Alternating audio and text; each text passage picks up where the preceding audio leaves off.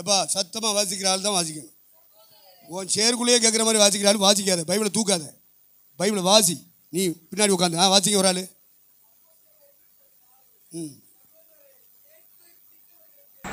சகோதரரே, இயேசுவை பிடித்தவர்களுக்கு வழிகாட்டின யூதாசை குறித்து பரிசுத்தாவி தாவீது வாக்கினால் முன் சொன்ன வேத வாக்கியம் நிறைவேற வேண்டியதே இருந்தது.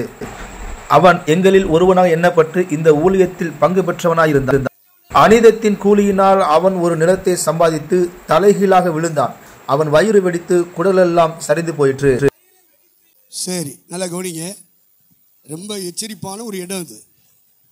புதிய ஏற்பாட்டில் இந்த 21ஆம் நூற்றாண்டில் ஊழியம் செய்கிற ஊழியர்களுக்கு எச்சரிப்பான வசனங்கள் இது. இயேசுவோடு இருந்தாலும் பிசாசை விரட்டுகிறான், வியாதிகளை நீக்கி சொஸ்தமாக்குகிறான், சுவிசேஷம் அறிவிக்கிறான். ஆனால் பிசாசு அவனுக்குள்ள இருக்கு. அதை பார்க்கும் கண்கள் வேணும். நமக்குள்ள பிசாசு வந்துட்டு போறானாங்கிற பார்க்குற கண்கள் இருக்கணும். குருடா இருந்தால் முடியாது.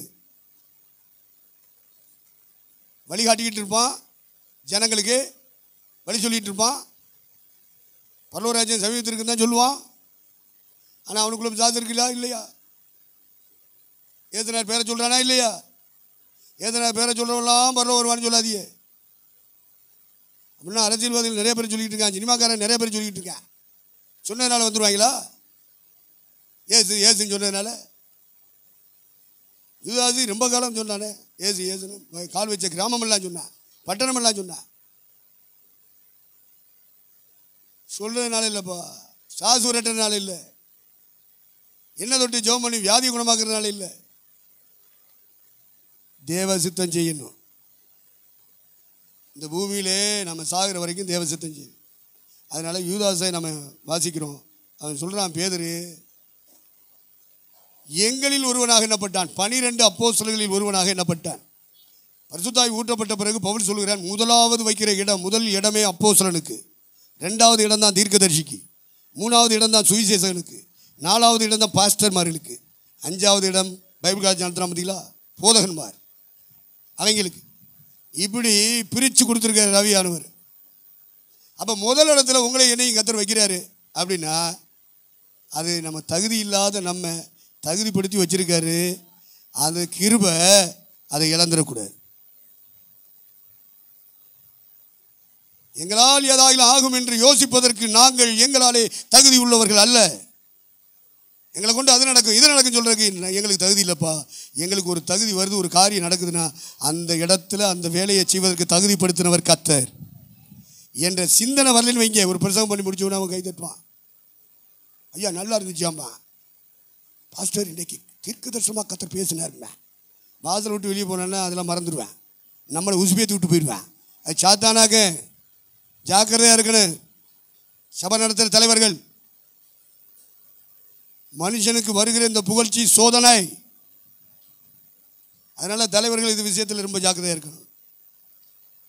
ஒரு 10 நிமிஷத்தில் நான் உங்களுக்கு சில வசனங்களை சொல்கிறேன், கிடுக்கிட்டு குறிச்சிக்கிடுங்க. அப்புறம் ஐயா வந்துடுவார். தோற்றுறோம். இப்போது ஒரு 10 நிமிஷத்தில் நம்ம ஒரு சின்ன குழந்தைக்கு ஜெபம் பண்ண போகிறோம். அதனால் அவங்க அப்படி பொருத்தனை பண்ணிட்டாங்களாம். நம்ம எல்லாரும் சேர்ந்து அந்த குழந்தைக்கு ஜெபிக்கணும். அதனால் குழந்தைய தூக்கிட்டு வாங்க. சுதர்சன், வினோபியா, நான் பேச ஆரம்பித்து அதை பேசிகிட்டே இருப்பேன். ஐயா வர்றதுக்குள்ளே நம்ம குறிப்பை எழுதிடணும். வேதாகமத்தில் சொல்லப்பட்ட அஸ்திபாரங்களில் 2 உண்டு. வேதாகமத்தில் சொல்லப்பட்ட அஸ்திபாரங்களில் 2 உண்டு. எழுதணும். இப்படியே கேட்டுட்டு போய் பழக்கப்பட பூஜை பார்த்து இந்த கத்தோலிக்கர் பூரா பெந்தகோஸ்துல வந்து பூஜை பார்த்ததுனால பிரசங்கத்தையும் பார்க்க தான் செய்கிறாங்க, கேட்கறதே கிடையாது. நாங்களும் பூஜையை தான் பார்த்துக்கிட்டு இருந்தோம், சாமியை சுற்றி கும்பிட்டுட்டு வந்தோம். ஆனால் இங்கே ரட்சிக்கப்பட்ட பிறகு கேட்க ஆரம்பித்தோம். அது மாதிரி நீங்கள் கேட்கணும், அடுத்து எழுதணும். எழுதி தான் படிக்கணும், வேறு வழியே இல்லை. ஊழியத்துக்கு வந்தவங்க எழுதி தான் படிக்கணும். மனதிலையும் எழுதணும், நோட்டிலையும் எழுதணும். ஆவியான சொல்கிறார், மனதில் எழுதி இருதயத்தில் வைப்பேன், இருதயத்தில் எழுதி மனதில் வைப்பேன்றார். அது பரிசுத்தாவியோட வேலை. நம்முடைய வேலை சொல்லப்படுகிற சத்திய வார்த்தைகளை, உபதேசங்களை மனதிலும் எடுக்கணும், நோட்லேயும் எழுதிக்கணும். ஏன்னா நமக்கு வயசாகிட்டே இருக்கும், மனசில் நிற்காது. வயதான காலத்தில் நமக்கு அது தேவைப்படும். இப்போ தேவைப்படாட்டாலும் அப்புறம் தேவைப்படும். அதனால் எழுதி படிங்க. மற்றவர்களுக்கு கற்றுக் கொடுக்க விரும்பினால் எதையாவது சொல்லிக் கொடுக்கக்கூடாது. விசுவாசிகளுக்கு சத்தியத்தை தான் சொல்லிக் கொடுக்கணும். அப்போ 2 அஸ்திபாரங்களில் 2 உண்டு. ஒன்று திருச்சபையின் அஸ்திபாரம், 2 திருச்சபை நடத்துகிற தலைவர்களுக்குரிய அஸ்திபாரம்.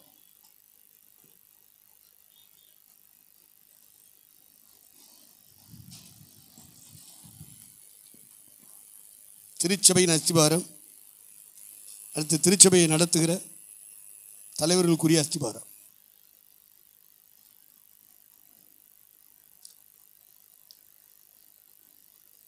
இந்த திருச்சபைக்குள்ள அஸ்திபாரம் நம்ம எல்லாருக்கும் தெரியும்.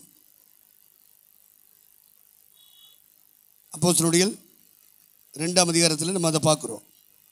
36ஆம் வசனத்திலிருந்து வாசிங்க.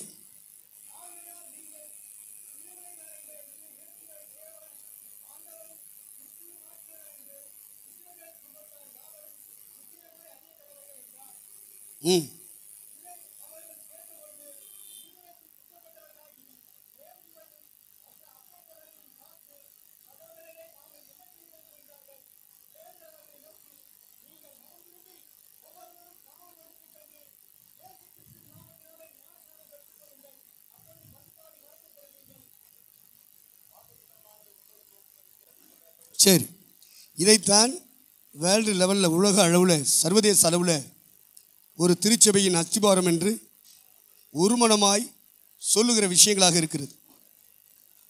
அப்போ திருச்சபைக்குரிய அஸ்திபாரத்தை பேதுரு அப்போஸ்தலன் மூலமாக பரிசுத்த ஆவியானவர் நமக்கு சொல்லி தந்திருக்கிறார். 12 அப்போஸ்தலர்கள் எழுந்து நிற்கும் பொழுது பேதுரு பேசுகிறார். பேதுருவின் வழியாக பரிசுத்த ஆவியானவர் பேசுகிறார். அவர் வாயிலிருந்து வந்த அந்த உபதேசம்தான் சர்வதேச அளவில் கட்டப்படுகிற கிறிஸ்துவின் திருச்சபைக்கு அஸ்திபாரமாக சொல்லப்படுகிறது. இது எங்கேயோ ஒரு தீவில் சொல்லப்படுகிறது இல்லை, ஒரு தமிழகத்தில் சொல்லப்படுறதில்லை, இந்தியாவில் மட்டும் சொல்லப்படுறதில்லை. சர்வதேச அளவில் சொல்லப்படுகிற, ஒத்துக்கொள்ளுகிற, ஏற்றுக்கொள்ளுகிற ஒரே உபதேசம் பேதுருவின் வழியாக 12 அப்போஸ்தலர்களும் எழுந்து நிற்க பேதுருவின் வழியாக சொல்லப்பட்ட இந்த வார்த்தைகள் தான் உபதேசங்களாக திருச்சபைக்கு சொல்லப்பட்டது. இந்த உபதேசம் என்று சொன்னால் அதான் அஸ்திபாரம். திருச்சபைக்கு போடுகிற அஸ்திபாரம் இது தான் இருக்கணும். இயேசு கிறிஸ்துன்னு ஒரு வார்த்தை சொல்றதில்லை. அநேகர் சொல்றாங்க போடப்பட்டிருக்கிற அஸ்திபாரமாகிய இயேசு கிறிஸ்து இல்லாமல் வேறு அஸ்திபாரத்தை போட ஒரு நாள் கூட போய் இயேசுன்னு சொன்னால் போதும்ன்றான். இல்லை, இயேசு கிறிஸ்துவின் அஸ்திபாரங்கிறது பேதுரு வழியாக வெளிப்படுது. பத்தியில முன்னாடி இயேசுவை பற்றி பேசிட்டே வருவான். அப்போ இயேசுவை ஒருத்தன் அஸ்திபாரக்கெல்லாம் எடுத்துட்டான்னா, மூளைக்கெல்லாம் எடுத்துட்டான்னா, அடுத்து அவன் என்ன செய்யணும்? ஒரு பில்டிங்கை கட்டுறது மாதிரி அஸ்திவாரம் போட்டு பில்லர்லாம் எழுப்பி ஒரு பில்டிங்கை கம்ப்ளீட் பண்ணி காட்டுறது போல ஒருவன் கோபுரத்தை கட்ட மனதாயிருந்து, அதான் சபை, அஸ்திவாரம் போட்டு போட்ட பின்பு அதை கட்டி முடிக்க திராணி இல்லாமற் போவானால் பார்க்கிறவர்கள் அனைவரும் பரியாசம் பண்ணுவார்களே என்று ஆண்டவர் இயேசு குறிப்பிட்டார். கோபுரம் என்று சொல்கிறது தேவாலயம், தேவாலயம் என்று சொல்லப்படுகிறது தேவனுடைய திருச்சபை.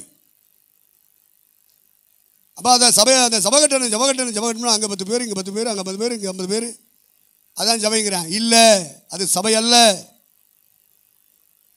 அது சிஎஸ்சியில் தான் செய்கிறாங்க, கத்தோலிக்கம் தான் செய்கிறாங்க, பெந்தகோஸ்துக்குள்ளேயும் செய்கிறாங்க. ஆனால் இந்த அஸ்திவாரம் இல்லை. மணலில் மேல் கட்டப்பட்ட வீடு என்று இயேசு குறிப்பிடுகிறார். அப்படிப்பட்டவர்களை சோத்திரம் பண்ணா போதுமா? பாட்டு பாடினா போதுமா? ஒரு பிரசம் பண்ணா போதுமா? ஜெப குறிப்புகளை வச்சு அவனை ரச்சி இவனை ரச்சின்னு சொன்னால் போதுமா? ஆன்லைன் பிரேயரு, பாஸ்டிங் பிரேயர்னு சொல்கிறான். இவன் ஜெபம் கூரைக்கு மேலே போகுமா போகாதான்னு அவனுக்கே தெரியாது. எல்லாரும் செய்கிறாங்க, நானும் செய்கிறேன். இப்படி தான் உலக அளவில் பிசாசு வஞ்சித்து கொண்டே இருக்கிறான். அஸ்திவாரத்தை புரிஞ்சுக்கிறீங்க. இந்த அஸ்திவாரத்தை போட்டு தான் நீங்கள் சபையை கட்டுறீங்களான்னு பாருங்கள், சோதித்து பாருங்கள். மூளைக்கல் இயேசு கிறிஸ்து. 28:16 ஏசாயா.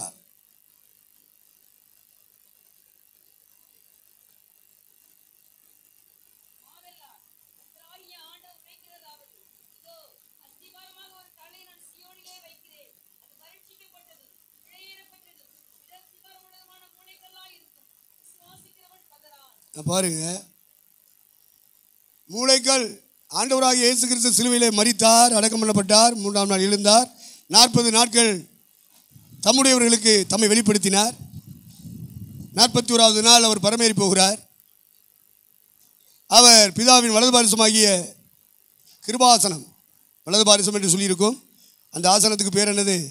கிருபாசனம். அதில் போய் உட்கார்ந்தார். அன்று முதல் இன்று வரை அங்கே தான் இருக்கார். பிதாவின் வலது பாரிசத்தில் என்ன செஞ்சுருக்கார்? சும்மா உட்காந்து தூங்கிட்டு இருக்காரா? இல்லை. இப்போவே நமக்கு தூக்கம் வந்துச்சு பற்றிலா. அப்போ கிருபாசனத்தில் இந்த கிருபாசனத்தில் உட்காந்தா தூக்கம் வரும், அந்த கிருபாசனத்தில் உட்காந்தா தூக்கம் வராது. வந்துச்சுன்னு வச்சுக்க தூக்கி போட்டுருவார். கர்த்தருக்கு ஸ்தோத்திரம். அப்போ கிருபாசனத்தில் உட்கார்ந்தார், பரிந்து பேசுகிறார். அவர் அங்கே உட்கார்ந்துட்டு என்ன செய்கிறாரு? பரிந்து பேசு. சர்வதேச மக்களுக்கும், சர்வதேச நாடுகளை ஆளுகிறவர்களுக்கும், அதிகார வர்க்கங்களுக்கும், ஆளும் வர்க்கங்களுக்கும், சர்வதேச மனித ஜாதிகளுக்கும் பிதாவின் சமூகத்திலே வலது பாரிசத்திலே கிருபாசனத்திலே உட்கார்ந்து பரிந்து பேசிக்கொண்டே இருக்கிறார். இன்ன வரைக்கும் அந்த வேலை நடக்குது. நம்முடைய ஜெபம் கேட்கப்படுதோ கேட்கப்படலையோ, கண்டிப்பாக அவருடைய ஜெபம் கேட்கப்படும். அந்த விசுவாசம் எனக்கு பலமாக இருக்குது. தோத்திரம்.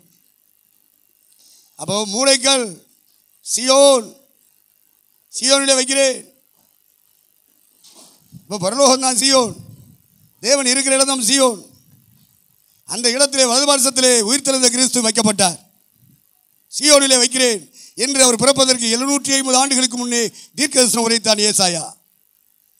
அந்த தீர்க்க தரிசனத்தின் நிறைவேறுதல் ஆண்டவர் உயிர்த்தெழுந்த பிறகு நடந்தது. நீர் என்னுடைய குமாரன், இன்று நான் உம்மை ஜெனிப்பித்தேன் என்று சொன்னவரே, மரித்தோரில் முதற் பிறந்தவராய், திருச்சபையின் முதல்வராய், தலையாய், பிதாவாகிய தேவனுடைய வலது பாரிசத்தில் சிம்மாசனமாகிய கிருபாசனத்தில் உட்காரும் பொழுது கர்த்தர் அப்படிப்பட்ட போஸ்டிங்கை குமாரனுக்கு கொடுத்தார். உயிர் திரும்ப சொன்னார், நீர் என்னுடைய குமாரன், இன்று நான் உம்மை ஜெனிப்பித்தேன். மரியாளிடத்தில் பிறந்ததல்ல, மரித்தோரில் இருந்து முதல்ல உயிர்த்தெழுதல்ல வந்தவர் இயேசு கிறிஸ்து. மரித்தோரில் இருந்து முதலாவது இருந்தவர் இரட்சகர் இயேசு. அதைத்தான், அந்த இடத்தைத்தான் சுட்டி காண்பிக்கிறார்கள் தீர்க்கதரிசிகள். அந்த இடத்தைத்தான் பரிசுத்த ஆவியானவர் தீர்க்கதரிசி மூலமாய் துள்ளப்பட்டுகிறார்.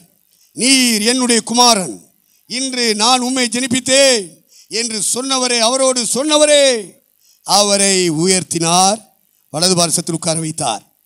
உட்கார வைக்கும்போது முதல்வராய், தலைவராய், பூமியிலே ஸ்தாபிக்கப்பட போகிற திருச்சபைக்கு தலைவராக மட்டுமல்ல, மரித்தோரிலிருந்து முதல் பிறந்ததினாலே முதல்வராய் மட்டுமல்ல, இரட்சகர் இயேசு கிறிஸ்துவுக்கு ஒரு முறைமையை பிதாவாகிய தேவன் கொடுத்தார். அது சங்கீதங்களின் புத்தகம் 110 அது வரையப்பட்டிருக்கிறது. வாசித்துக் கொள்ளுங்கள் வீட்டிலே போய். அவர் 110ஆம் சங்கீதத்தில் சொல்லப்பட்டபடி, நீர் மெல்கிசேதேக்கின் முறைமையின்படி என்றென்றைக்கும் பிரதான ஆசாரியராக இருக்கிறீர். பூமியிலே ஸ்தாபிக்க போகிற திருச்சபைக்கு பிரதான ஆசாரியர். பூமியில் இருக்கிற அத்தனை பாஸ்டர்மாரும் ஆசாரியர், ஆயர்கள் என்று சொல்லுவார்கள். எல்லா பயிலும் நம்ம சொல்கிற பேராயிரம் ஆயர் தான் ஏசுனாருக்கு. நீங்களும் நானும் ஆயர் தான். ஆயர், பேராயர், பிசப்புன்னு சொல்கிறாங்க பற்றிலா, பாஸ்டர், பிசப், எல்லாம் பசப்பு. தோத்துறான்.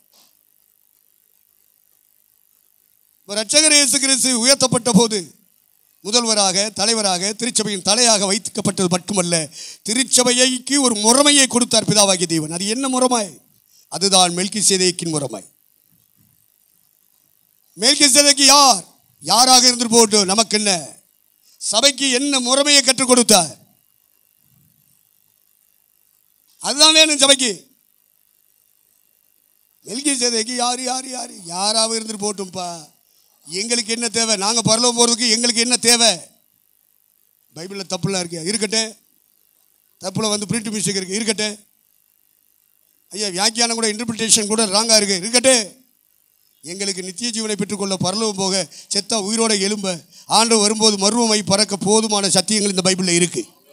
அதனால் எங்களுக்கு எபிரேய பாஷை படிக்கணும், கிரேக்க பாஷை படிக்கணும், இங்கிலீஷ் பாஷை படிக்கணும் அவசியம் இல்லை. நாங்கள் நித்திய ஜீவனை பெற்று வாழ்வதற்கு போதுமான சத்தியம் இருக்கிறது. நாங்கள் பரலோகம் போவதற்கு ஒரு போதுமான சத்தியம் இதில் இருக்கிறது. நாங்கள் செத்தா உயிரோடு எழுப்பி போகக்கூடிய சத்தியம் இதில் இருக்குது. நாங்கள் உயிரோடு இருக்கும்போது இயேசு வருவார், மர்மமாய் பறக்கக்கூடிய சத்தியம் இதில் இருக்குது. எங்கள் கையில் இருக்கிற பைபிள் எங்களுக்கு கர்த்தர் கொடுத்தது போதும்.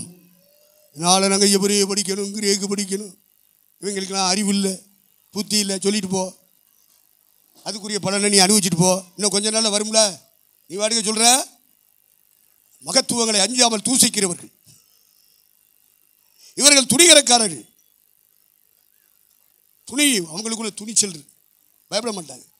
ஞானிகள் அடி எடுத்து வைக்க பயப்படுகிற பாதையில் முட்டாள்கள் தடதடவென்று ஓடுகிறார்கள். முட்டாள் அவன் அப்படி தான் செய்வான், அப்படி தான் பேசுவான், அப்படி தான் ஓடுவான். ஆனால் ஞானம் உள்ளவன் ஒவ்வொரு ஸ்டெப்பையும் பார்த்து பார்த்து வைப்பான். அண்ணன் சொல்லுவாங்க, இந்த உலகத்தை இறைவன் படைக்கும் பொழுது பார்த்து பார்த்து படைத்தார். சந்திரனை படைத்தார், சூரியனை படைத்தார், நட்சத்திரங்களை படைத்தார், சமுத்திரத்தை படைத்தார், சமுத்திரத்தில் நீந்தும் ஜீவ ஜந்துக்களை படைத்தார், நடமாடும் காட்டு மிருகங்கள் நாட்டு மிருகங்களை படைத்தார், ஆகாயத்தில் நம்முடைய தலைக்கு மேலே பறக்கும் பறவைகளையும் பட்சிகளையும் படைத்தார். ஏன்னா பறவைனா என்ன, பட்சினா என்ன, அதெல்லாம் ஆரம்பத்தில் தெரியாது, சும்மா படிச்சுட்டு போனேன். இப்போ தான் தெரியுது, ஓ பட்சிங்கிறது இதைத்தான் சொல்லிக்காரு, பறவைனா இதைத்தான் சொல்லிக்காரு அப்படின்னு அப்படி தான் படிக்கும். ஊர்வனவற்றை படைத்தார், நடப்பனவைகளை படைத்தார், நீந்துவனவைகளை படைத்தார், பறப்பவைகளை பறவைகளை படைத்தார். ஆக எல்லாவற்றையும் பார்த்து பார்த்து படைத்தார் என்று சொன்னார். பற்றியில் மனவாட்டி செய்கிறதை பற்றி ஒரு சினிமாக்காரர் ஒரு பாட்டு எழுதியிருக்கான். அங்கே இருந்து மண்ணை எடுத்து இதை செஞ்சேன், இங்கே இருந்து மண்ணை எடுத்து அதை செஞ்சேன், எல்லாம் மண்ணு தானே, நீ மண்ணுக்கு திரும்புவாய். கர்த்தருக்கு சோத்திரம். எங்கே திரும்புவ? மண்ணுக்கு தான் திரும்புவ. நீ மண்ணிலிருந்து எடுக்கப்பட்ட அப்படின்னா நீ மண்ணுக்கு திரும்புவாய். அதை மறக்க வச்சுருவான் பிசாசு. அதில் நம்ம தெளிவாக இருக்கணும். அதனால் இறைவன் படைத்த படைப்புகள் அனைத்தையும் பார்த்து பார்த்து படைச்சாரு, மனுஷன்கிட்ட கொடுத்தாரு. அது ஒரு பழத்தை அவன் தோட்டத்தில் விளைகிற பழத்தையே அவனுக்கிட்ட காமிச்சு சாப்பிட வச்சு அந்த தெய்வீக அதிகாரத்தை, ஆளுகையை, இந்த பூமியின் மேல் இருக்கிற சர்வ ஆளுகை அதிகாரத்தை அவன் பிடுங்கி கொண்டானே. மனிதன் இழந்து போனான். அந்த மனிதனுடைய மனித வர்க்கம்தான் இந்த 21ஆம் நூற்றாண்டிலே 800 கோடி முழு பூமியையும் நிரப்பிக் கொண்டிருக்கிறது. இந்த பூமி மீட்கப்பட வேண்டும். சாபம் நிறைந்து விட்டது, பாவம் நிறைந்து விட்டது, பிசாசனுடைய ஆளுகை அதிகாரம் நிறைந்து விட்டது. ஆகவே பிசாசை ஜெயிக்கணும், பாவத்தை ஜெயிக்கணும், சாபங்களை முறிக்கணும், முழு பூமியில் இருக்கிற அனைத்தையும் வென்றெடுக்க வேண்டும் என்பதற்காகத்தான் எம்பெருமான் இயேசுநாதர் சிலுவையிலே தொங்கினார். அவருடைய பரிசுத்த ரத்தம் முழுவதும் இந்த பூமியிலே சிந்தினார், மரித்தார், அடக்கம் பண்ணப்பட்டார், உயிர் தெழுந்தார். தம்முடைய சீசரிடத்திலே அவர் அந்த சுவிசேஷத்தை செய்திகளை கொடுத்து விட்டு, நான் வரும் வரை நீங்கள் இதை செய்து கொண்டே இருங்கள், உலகத்தின் முடிவு பரியந்தம் நான் உங்களோடு இருக்கிறேன் என்று சொல்லிவிட்டு போனார். அவர் வரும் வரை அந்த வேலை இந்த 20 நூற்றாண்டுகளும் நடந்துக்கிட்டு தான் இருந்துச்சு. இப்போ 21ஆம் நூற்றாண்டில் நம்ம கையில் கொடுத்துருக்காங்க. நீங்கள் நானும் தான் நம்மை சுற்றி வாழ்கிற மக்களுக்கு உத்தரவாதிகள், நம்மை சுற்றியுள்ள கிராமங்களுக்கு உத்தரவாதிகள், நம்மை சுற்றியுள்ள பட்டணங்களுக்கு உத்தரவாதிகள், நாம் பேசும் மொழி வர்க்கத்துக்கு நாம் தான் உத்தரவாதிகள், நாம் வாழும் இந்திய தேசத்திற்கு, ஆசிய கண்டத்தின் துணைக்கண்டம் என்று அழைக்கப்படுகிற ஒட்டுமொத்த இந்தியாவில் வாழ்கிற 140 கோடி மக்கள் அத்தனைக்கும் நீங்கள் நாடு உத்தரவாதிகள். இது மட்டுமல்ல, பரிசுத்த ஆவியானவர் பறக்க வைப்பாரானால், பறக்கிற ஊழியத்தை நம்ம கையில் கொடுப்பாரானால் சர்வதேச நாடுகளும் பறந்து பறந்து நாம் ஊழியம் செய்ய வேண்டியிருக்கிறது. பரிசுத்த ஆவியானவர் அந்த இடத்திற்கு நம்மை கொண்டு போக வேண்டும். ஏதோ ஒரு மூலையில் உட்காந்து தோத்துறான் இல்லையா, அதை தான் அண்ணன் கடிந்து கொண்டாங்க.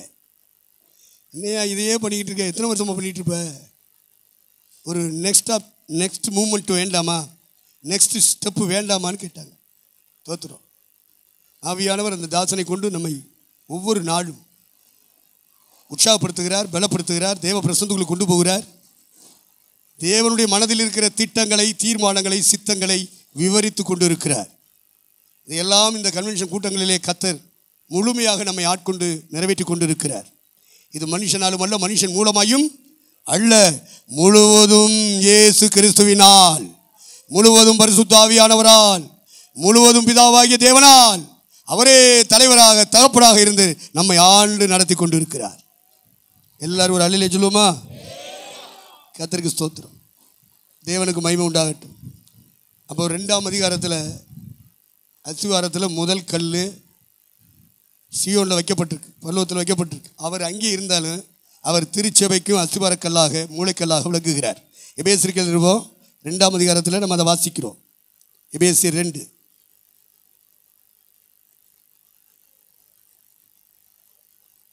20ஆம் வசனத்திலிருந்து வாசிங்க.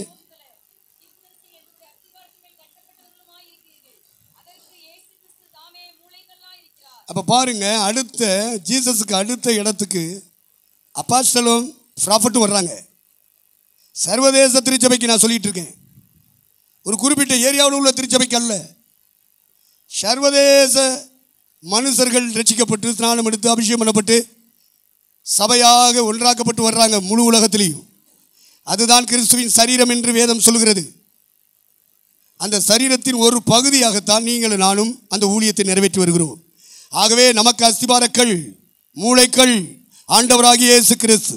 அவர் உயிர்த்தெழுந்து பரமேறி போய் அங்கே உட்கார்ந்து இருந்தாலும் பரலோகத்தில் இருக்கவும் முடியும், பூலோகத்தில் திருச்சபையில் இருக்கவும் முடியும். இங்கேயும் அவர் அஸ்திபாரமாக விளக்குகிறார், அங்கேயும் அவர் அஸ்திபாரமாக விளக்குகிறார். சீயோனிலே வைக்கிறேன், மூளைக்கல்ல வைக்கிறேன், அதை விசுவாசிக்கிறவன் பதறான், அதை விசுவாசிக்கிறவன் பயப்படான். அதை அந்த கல் கல் கல் என்று சொல்ல இயேசு கிறிஸ்து, இயேசு கிறிஸ்து, இயேசு கிறிஸ்து. அதை விசுவாசிக்கிறவன் பயப்படான், பதறான், கலங்கான். அசைக்கப்படாதபடிக்கு மூளைக்கல்லாகிய இயேசு கிறிஸ்துவோடு, அஸ்திபாரக்கல் என்று சொல்லப்படுகிற இயேசு கிறிஸ்துவோடு இணைக்கப்பட்டவர்கள் முதலாவது அப்போஸ்தலர்களும் தீர்க்கதரிசிகளும், பின்புதான் அடுத்த ஊழியக்காரர்கள், அதற்கு பின்புதான் விசுவாச பிள்ளைகள். அப்போ நம்ம எல்லாரும் ஊழியர்களும் விசுவாசிகளும், பிரசங்கம் பண்ணுகிறவர்களும் பிரசங்கம் கேட்கிறவர்களும் இருவரும் இணைந்துதான் தேவனுடைய சபை, தேவனுடைய ஆலயம், தேவனுடைய மாளிகை, தேவனுடைய வாசஸ்தலம், தேவனுடைய வீடு என்று பவுல் விவரிக்கிறார். ஆகவே சபைன்னா என்னன்னு தெரியாதவன்லாம் ஊழியம் செஞ்சுக்கிட்டு இருக்கான். நீங்கள் புரிஞ்சுக்கிறணும், வெளிச்சமே இல்லை, வெளிப்பாடே இல்லை. என்ன ஒரு 50 பேரை வச்சு கொட்டடிக்கணும், காணிக்க போடுவாங்க, ததவான் தருவான், வாங்கி தின்னுக்கிட்டு குடும்பத்தை நடத்திட்டு போயிடுவோம் அப்படின்னு போயிட்டே இருக்காங்க. அதெல்லாம் பிசாசினுடைய வஞ்சக வலைக்கு உட்படுத்தப்பட்ட தேவ ஊழியர்கள். அதை நீங்கள் புரிந்து கொள்ள வேண்டும். ஆகவே சர்வதேச அளவில் பிசாசு இந்த மாதிரி கிரியைகளை நடப்பித்து கொண்டு இருக்கிறார். மூளைக்கல் யார்? அஸ்திபாரக்கல் யார்? அந்த கல்லோடு இணைக்கப்பட்ட அப்போஸ்தலன் யார்? தீர்க்கதரிசி யார்? சுவிசேஷகன் யார்? மெய்ப்பன் யார்? போதகன் யார் என்ற அறிவு இல்லாமலே அநேகர் பிரசங்கம் பண்ணிட்டு இருக்காங்க.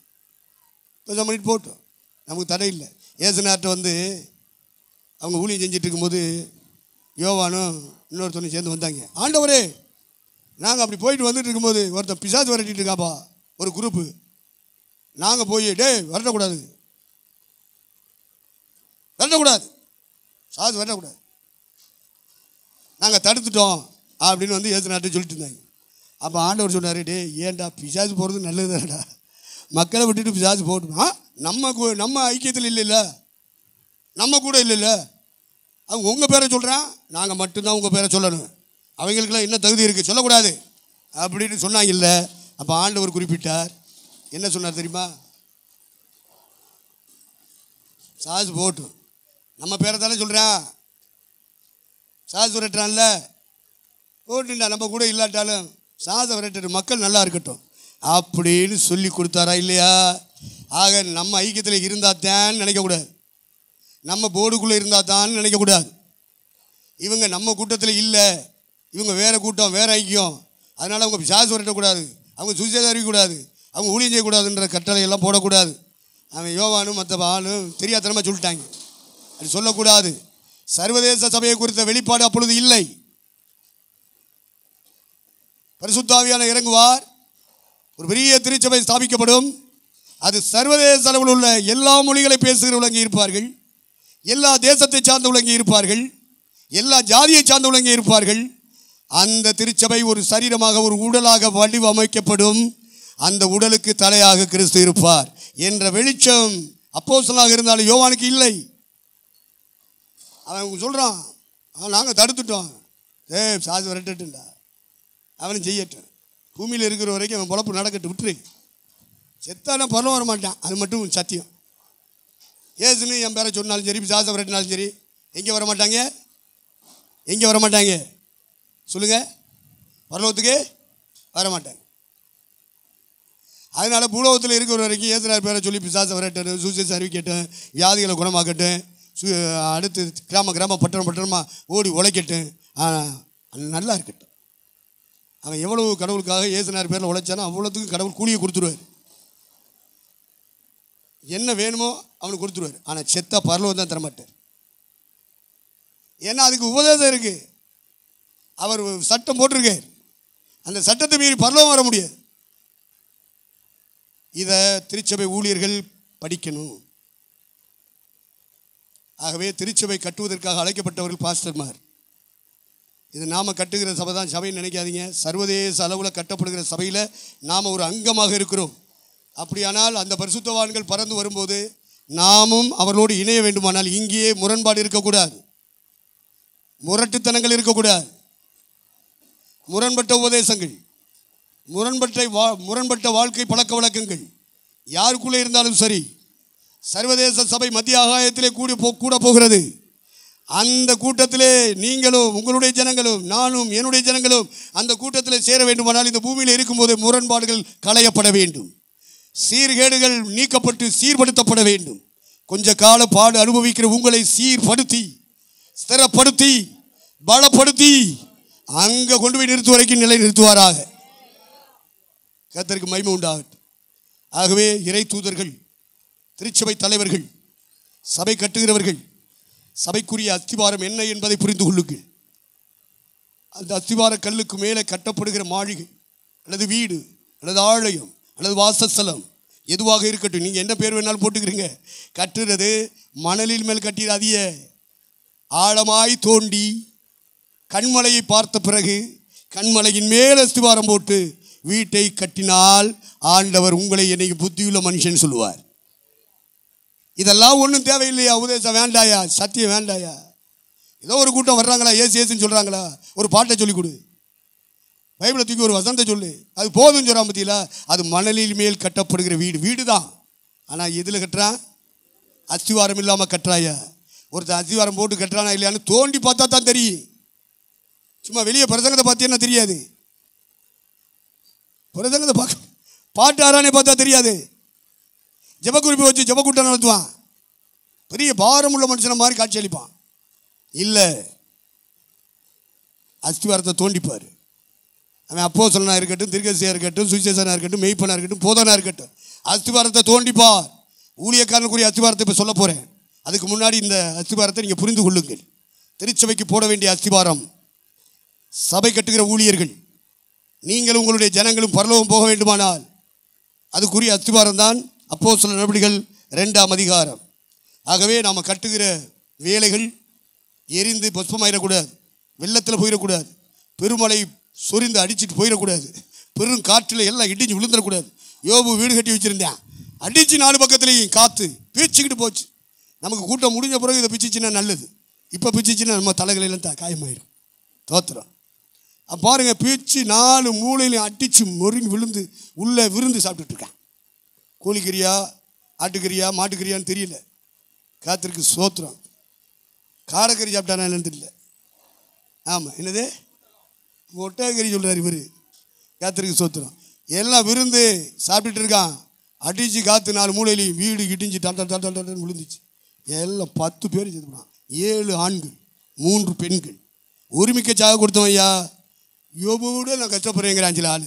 எவ்வளோ பைத்தியக்காரன் இவனுக்கு! அத்தனை பிள்ளைய செத்துருக்கு. யாரோட ஒப்பிடுறது? ஒப்பிடணும்னா அந்த தகுதி வேணுமா இல்லையா? தகுதி இல்லாதவெல்லாம் பேசுகிறேன். 10 பிள்ளைய சாக கொடு, ஒட்டகத்தை பூரா கொள்ளையடிக்க விடு, ஆடு மாடு அவ்வளோத்தையும் 500 விட்டான். அதான் அன்னைக்கு ப்ராப்பர்ட்டி, இன்றைக்கி தான் கரன்சி. வீடுகளும் நிலங்களும் தோட்டங்களும் தோப்புகளும் தான் இன்றைக்கி நமக்கு சொத்து, ப்ராப்பர்ட்டி. எல்லாம் அசையா சொத்துக்கள் தான் பெருசாக தெரியுது. இன்றைக்கி கரன்சி இருக்குது. அவங்க காலத்தில் அசையும் சொத்துக்கள் தான் சொத்துக்களாக மதிக்கப்பட்டது. அதனால தான் 500 ஏறு மாடு, 500 கழுதை, 1000 ஒட்டகம், ஆடு என்னெல்லாம் சொல்லுகிறான். இவ்வளோத்தையும் இழந்தால அப்படி இழந்தவனா சொல்கிறான் நான் யோகா போல சோதிக்கப்பட்டேன்னு. சும்மா பைத்தியக்காரமாக கூடியிருக்கு. ஒப்பிட்டு பேசுறதுக்கு ஒரு தகுதி வேண்டாமா? நீ அந்தளவுக்காக பாடுபட்டுருக்க, இழந்திருக்க, தோத்துறான். அடுத்து உடம்புல ஜாம்பவான் மாதிரி இருந்தான்ல, குட்டிச்சில் ஒரு வியாதி, உச்சந்தலேருந்து உள்ளங்கால் வரைக்கும் அப்படியே சரீரத்தை உருவலிஞ்சு போக வச்சிச்சு. உருவமே மாறி போச்சு. அவன் ஃப்ரெண்ட்ஸு 3 பேர் வர்றான், போய் ஆறுதல் பற்றிட்டு வருவோம்டா. டே நீ வரியா நம்மளால் இப்படி போய் இப்படி ஆயிட்டானாம்டா, வாங்கடான்னு சொல்லி 3 பேர் ஒன்றா பேசி வர்றாங்க. அவங்க தூரத்துலேருந்து வரும்போதே இவனை பார்த்து அது யோபு மாதிரியே தெரியல. உருவம் மாறி போய் உட்காந்துருக்கான், எலும்பு தொலுமாக உட்காந்துருக்கான், கருத்து போய் உட்காந்துருக்கான். ஆரோக்கியம் போயிடுச்சு, உடம்புல இருந்த வலு போயிடுச்சு, எலும்பு நரம்புகள் பலவீனமாயிடுச்சு, கண்கள் பலவீனமாயிடுச்சு, காது பலவீனம், நாக்கு பலவீனம், பல்லு பலவீனம், பிரெயின் பலவீனம், ஸ்பைனல் கார்டு பலவீனம், ஹார்ட் பலவீனம், குடல் பலவீனம், கிட்னி பலவீனம். இப்படி உச்சந்தலேருந்து உள்ளங்கால் வரைக்கும் பாதிக்கப்பட்ட ஒரு உடலோடு உட்காந்துருக்கான். தூரத்தில் நண்பர்கள் வந்தோடனே பார்த்துட்டு அப்போவே என்ன பண்ணிட்டாங்க, சட்டை வெட்டியெல்லாம் கிழிச்சு தலையில் துண்டை போட்டுக்கிட்டு பைய வந்து அவனுக்கு முன்னாடி உட்காந்துட்டு அழுதுகிட்டே இருக்காங்க. அந்தளவுக்கு நேசிச்சிருக்காங்க யோபு. அழுதுகிட்டே உட்காந்துருக்காங்க, பேசவே இல்லை. இப்படி கட்டி பிடிச்சல அழுகணும் ஒப்பாரி வச்சு, ஐயோ பைட்டியே இப்படி ஆயிட்டியேன்னு. அழலை, புலம்பவில்லை, அளவில்லை, அமைதியாக இருந்தார்கள். எத்தனை நாட்கள்? 1 வாரம். காப்பி குடிச்சாங்களா இல்லையான்னு தெரியல, பாத்ரூம் போனாங்களா இல்லைன்னு தெரியல. துக்கம் அந்த அளவுக்கு அவங்களை பாரப்படுத்தியது. அப்போ உடலில் இருந்த ஆரோக்கியம் போயிடுச்சு. ஒரு ஓடி எடுத்துக்கிட்டு சொரிஞ்சிக்கிட்டே இருந்தானா. மிஸ்ஸஸ் கிட்ட வந்துட்டு போகிறதுக்கே வெறுப்பாகி போய் என்ன போட்டு தோத்திரம் போட்டுக்கிட்டு இருக்க முடியா. 4 வார்த்தை நறுக்குன்னு அந்த ஆண்டவரை கேட்டுட்டு உடனே இந்த பாடு கஷ்டங்களுக்கு உட்படுத்தின அந்த தெய்வத்தை 4 வார்த்தை நறுக்குன்னு பேசிட்டு நீ செத்துப்போ. பிள்ளை இல்லை, சொத்து இல்லை, ஒன்றும் இல்லை, எல்லாம் வெறுமையாக இருக்கு. ஊர் உலகத்துக்கு பயிர் சொல்ல முடியுமா? ஒன்னொன்னு என்னென்ன சொல்லு, யாருக்கு தாங்க முடியும்? ஓஹோன்னு வாழ்ந்தவ, கோடீஸ்வரியா வாழ்ந்தவ மிஸ்ஸஸ் யோபு. ஏழை எளியவர்களுக்கு அள்ளி கொடுத்தவ இன்னைக்கு கிடக்க ரோட்டில் நிற்கிறான். 10 பிள்ளைகளையும் பெற்று வளர்த்து ஆளாக்கி பெருசுகளாக நிப்பாட்டி வச்சுட்டு ஒரே நாளில் 10 பிள்ளைகளையும் பறி கொடுத்தவள் எப்படி பேசுவார்? அவர் அது 4 வார்த்தை நறுக்குன்னு கேட்டு நீரின் செத்து போகணும்னு சொல்லாமல் என்ன செய்வா? ஆனாலும் யோபு தன்னை அடக்கி கொண்டு ஒரு வார்த்தை சொன்னான். என்ன வார்த்தை? பைத்தியக்காரி பேசுகிற மாதிரி பேசாத, கர்த்தர் தானே கொடுத்தாரு. நாம் தாயின் கர்ப்பத்திலேருந்து வரும்போது என்னத்தை கொண்டுட்டு வந்தோம்? எதையாவது கொண்டு வந்தோமா? நிர்வாணியாக தானே வந்தோம். இனி போகும்போது நம்ம நிர்வாணமாக தானே போக போகிறோம். அப்போ இந்த உலகத்தில் வர்றதும் போகிறதும் அது சகஜம். அதை நம்ம பெருசாக எண்ணக்கூடாது. அதை பெருசாக என்ன செய்யக்கூடாது, எண்ணக்கூடாது. கரங்களை வைத்து ஒரு அல்லையிலே சொல்லுவோம். அப்போது கர்த்தருடைய ஊழியக்காரனுக்கு தகுதி வேணும். வெள்ளச்சில கட்டினா போதாது, வெள்ளை வேட்டி கொடுத்தா போதாது, வெள்ளச்சிப்பா போட்டால் போதாது, தகுதி வேணும். அப்போது அந்த தகுதி இல்லாவிட்டாலும் திருச்சபையை கட்டுகிறவர்களாக இருக்கிறார்கள். நீங்கள் குருடிகளாக இருக்கக்கூடாது. நீங்கள் புரிந்து கொள்ள வேண்டும். உங்களுக்குள்ளே ஒரு ஆவி இருக்குன்னா அது பரிசுத்தாவியாக இருக்கணும், அது பொல்லாத ஆவியாக இருக்கக்கூடாது.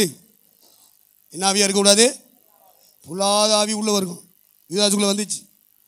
அது மாதிரி நம்ம இடம் கொடுத்துடக்கூடாது. உங்களுக்கு தெரியாது, அது வர்றது உங்களுக்கு தெரியாது, உங்களுக்குள்ளே இருக்கிறது தெரியாது. நீங்கள் நான் கடவுளுக்குள்ளே நல்லா தான் இருக்கேன்னு நினச்சிட்டு இருப்பீங்க, கையை தட்டிட்டு அந்நியவாசம் பேசிக்கிட்டு. இல்லை, அசுத்தாவி இருக்கும். அதில் நீங்கள் ஜாக்கிரதையாக இருக்கணுன்றது தான் நான் இப்போ மைக்கப்படி சொல்லிக்கிட்டு இருக்கேன். இதுக்கு மேலே அண்ணன் வந்தார்னா அதை உறுதிப்படுத்த முடியாத வார்த்தைகளை ஆவியானவர் தருவார். அவர் வந்ததுலேருந்து எனக்கு அவருக்கு எந்த கான்டாக்டும் கிடையாது. அவர் எங்கே இருக்காருன்னு தெரியாது. அந்த மேடைக்கு வரும்போது கார்கிட்ட போய் நின்று கூட்டிட்டு வருவேன். அதுவும் ஏன்னா எனக்குள்ளே இருக்கிறது பரிசுத்தாவி. அசுத்தாவி இருந்தால் வேறு மாதிரி இருக்கும். மனுஷனை மகிமைப்படுத்தும். நாங்கள் மனுஷனை மகிமைப்படுத்துகிறோம் அல்ல. யாரையும் பிரியப்படுத்தவோ யாரையும் மகிமைப்படுத்தவோ இல்லை. எங்களை அழைத்த தேவனை நாங்கள் மகிமைப்படுத்தி கொண்டு இருக்கிறோம். எங்களை அழைத்த தேவனுக்கு பிரியமாய் நடப்பது எப்படி என்பதைத்தான் போதித்து கொண்டிருக்கிறோம். மனுஷனை பிரியப்படுத்துகிற வேலை இங்கே கிடையாதுல்ல. அதனால் சபையில் அதிகமாக நான் திட்டிட்டு தான் பிரசங்கம் பண்ணுவேன். அதனால் எந்த மனுஷனையும் பிரியப்படுத்த மாட்டேன். நிறைய தசமாக கொடுக்குறாங்க, நிறைய காணிக்கை கொடுக்குறாங்க, நல்லா ஊழியம் செய்கிறாங்கன்னு சொல்லி பிரியப்படுத்துறதே கிடையாது. என்ன சொல்லுவது, இப்படி தான் சொல்லுவேன். அவங்க எவ்வளோ கொடுத்தாலும் சரி, அவங்க எவ்வளோ ஊழியத்தில் உழைச்சாலும் சரி, இப்படி தான் நான் சொல்கிறது. ஏன்னா என் பிள்ளைய சிலுவை சுமக்கிற பிள்ளைய நான் பழக்க வைக்கிறேன். மதிப்பை தேடுற பிள்ளைய, மரியாதை தேடுற பிள்ளைய என் சபைக்குள்ளே இருக்கக்கூடாது. அதான் பெருமைன்னு. ஃபஸ்ட்டு பாவமே என்னது? பெருமை. மதிப்பை தேடுற ஒரு எண்ணம் உனக்குள்ளே இருந்தாலும் பிசாசு. மரியாதை தேடுற ஒரு ஆவி இருந்தாலே அவன் சாத்தான். ஆண்டவர் இயேசு என்ன சொல்லி கொடுத்தார்? தன் சிலுவையை எடுத்துக்கொண்டு என்னை பின்பற்ற வேண்டும். அப்புறம் சிலுவைனா என்னன்னு தெரியாதவங்களாம் கிறிஸ்தவனாக இருக்கா? சிலுவைனா என்னன்னு தெரியாதவங்களாம் கிறிஸ்தவனாக இருக்கான். இந்த கிறிஸ்தவனுக்கு பூரா நரகம் ரெடியாக இருக்குது, பாதாளம் ரெடியாக இருக்குது. ஏன்னா சாத்தான் மார்னிங் ஸ்டாராக இருந்தவன் தான், அவனை சாத்தானா கத்தர் மாற்றிட்டார். இதுபோல் விசுவாசிகளாக இருப்பாங்க, ஊழியக்காரங்களாக இருப்பாங்க, கத்தர் அக்னி கடலுக்கு அனுப்பிடுவார். பிசாசுக்கும் அவருடைய தூதர்களுக்கும் நியமிக்கப்பட்ட அக்னிக்கு போங்கள் என்று சொல்லி ஆண்டவர் தள்ளி போடுவார். யாரை? முதல்ல ஊழியக்காரங்களே எழுதியிருக்கு. மத்திய 7ஆம் அதிகாரத்தில், மத்திய 25ஆம் அதிகாரத்தில் விசுவாசியில் எழுதியிருக்கு.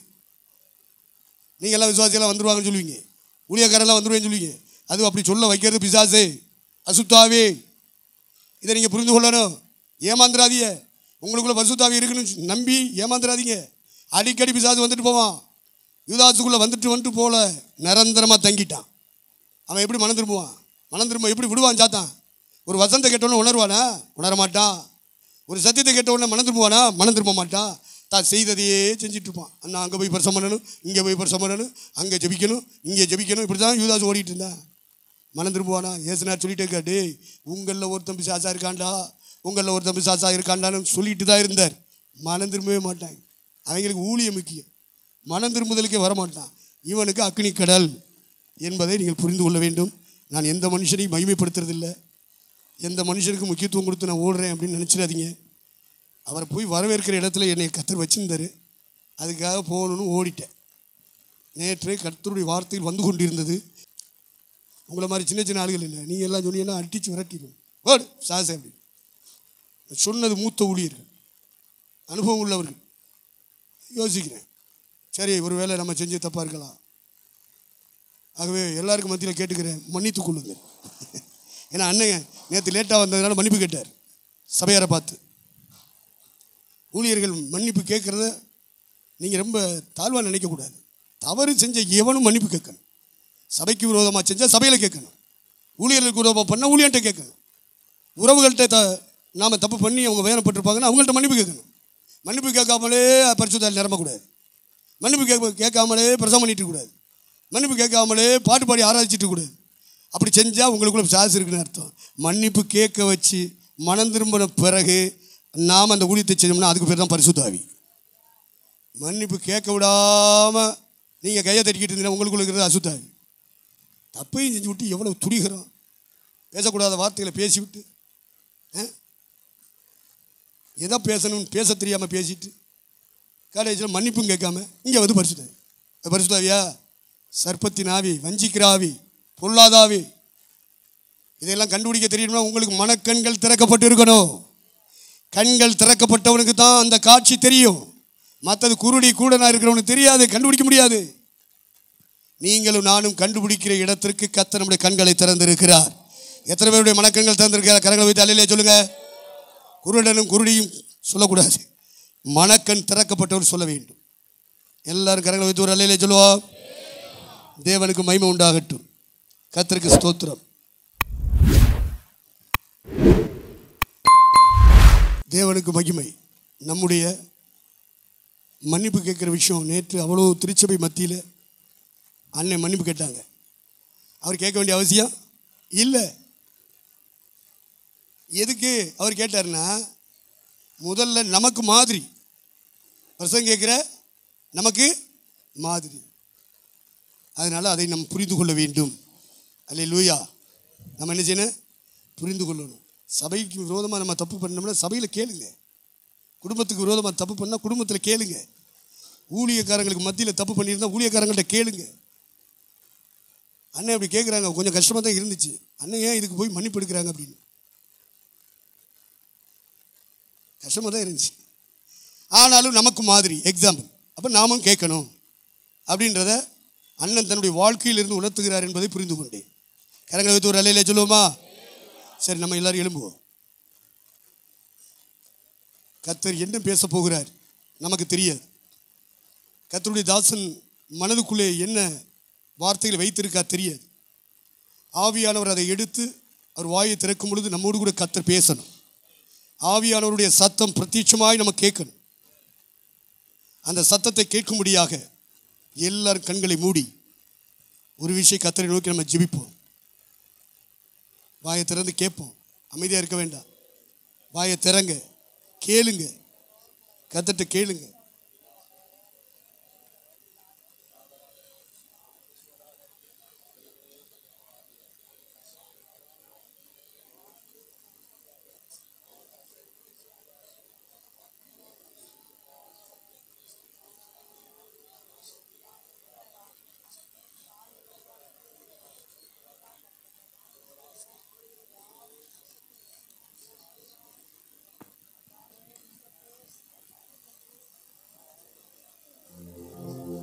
வாயை திறந்து கேளுங்க, வாயை திறந்து கேளுங்க.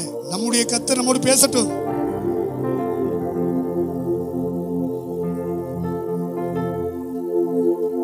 நம்ம எல்லாரும் சபையின் தலைவர்களா இருக்கிறோம்.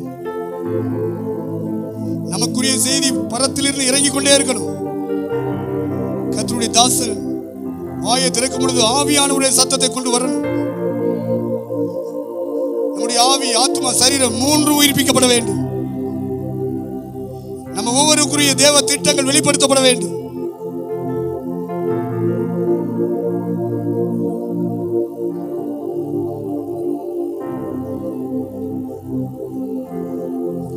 பரிசுத்த ஆவியானவர் பிரத்யட்சமாய் நம்மோடு பேசட்டும்.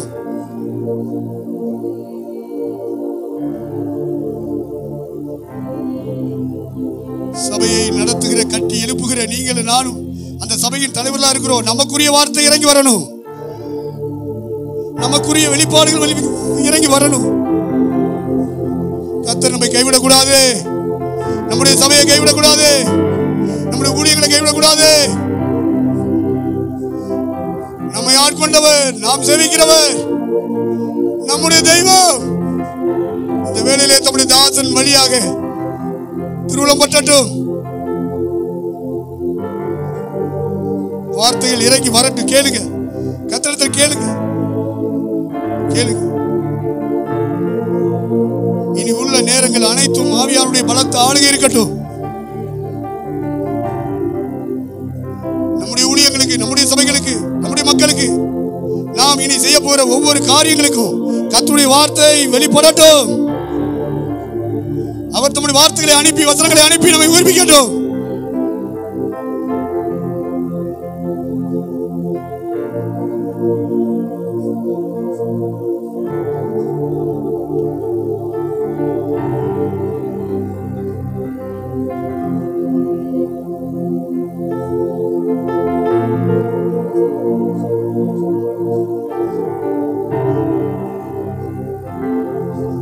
கேளுங்க, கேளுங்கள், அப்பொழுது கொடுக்கப்படும்.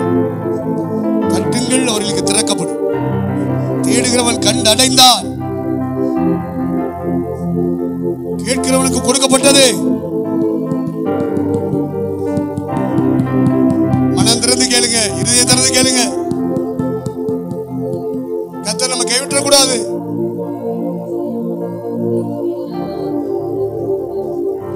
நம்முடைய ஊழியர்களை கைவிட்ட கூடாது. கர்த்தர் எப்படியாயிலும் நம்முடைய வார்த்தைகளை அனுப்பி நம்மை பலப்படுத்தணும். ஒவ்வொருவருக்கும் அவசியமான வார்த்தைகள் வெளிப்படணும். நாம இனி செய்ய போற ஊழியத்தை குறித்து ஆலோசனை வெளிப்படணும். ஆவியானவர் யாரையும் கைவிட்ட கூடாது.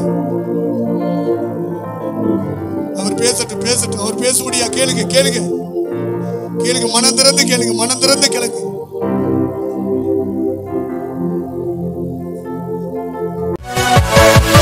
Yeah.